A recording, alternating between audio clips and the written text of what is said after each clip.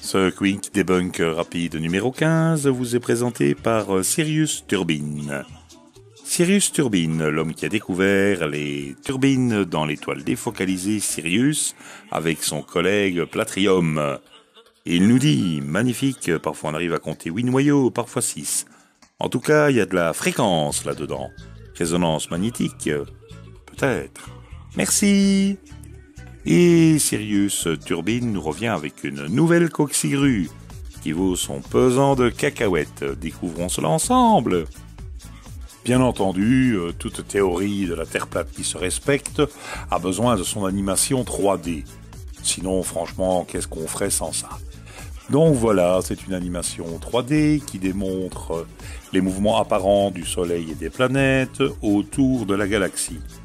Bien entendu, il s'agit juste d'une animation 3D et pas d'une vérité scientifique comme semblent le croire nos planets crétins.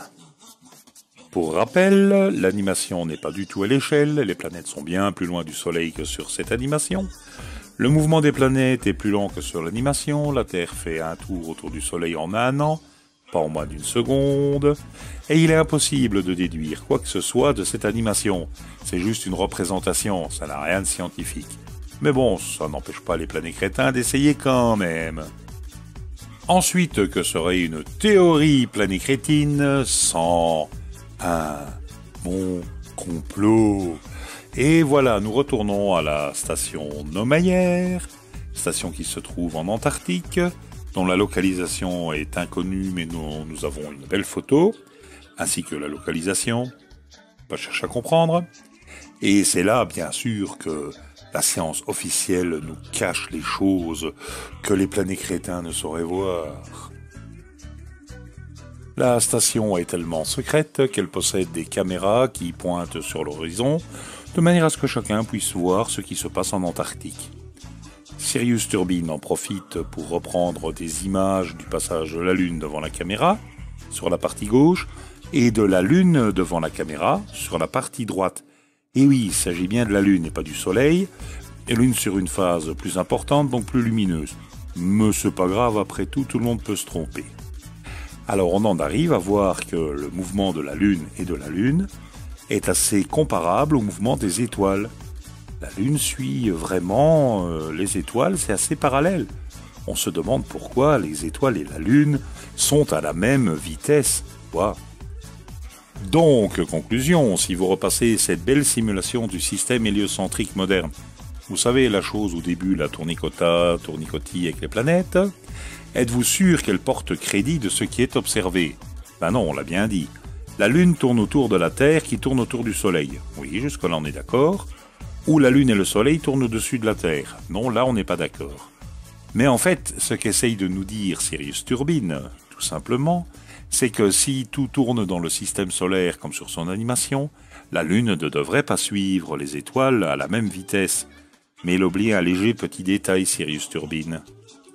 Dans le modèle de la Terre sphérique et le système héliocentrique, la Terre tourne sur elle-même en 24 heures, soit d'un angle de 15 degrés à l'heure.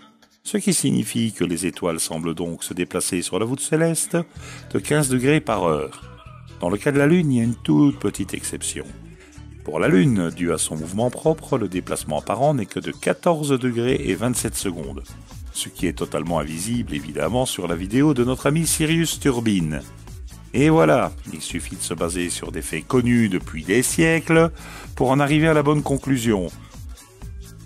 Bien évidemment, Sirius Turbine va certainement encore essayer après cette vidéo de parler de blagues, de second degré. Ce qu'il semble oublier, c'est que le banc de Méduse, appelé Planétérien, qui a laissé des messages en dessous de sa vidéo et qui l'encense, ne parle pas de second degré, ni lui d'ailleurs, ni de blagues.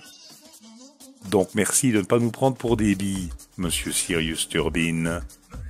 Et au passage, tant qu'on y est, au lieu d'essayer de regarder ce qui se passe à la station Naumayer et d'en tirer des théories capillotractées, essayez un petit peu d'expliquer l'éclipse qui aura lieu le 21 août, qui est une éclipse totale de soleil, dont le modèle des planets crétins ne peut pas tenir compte correctement.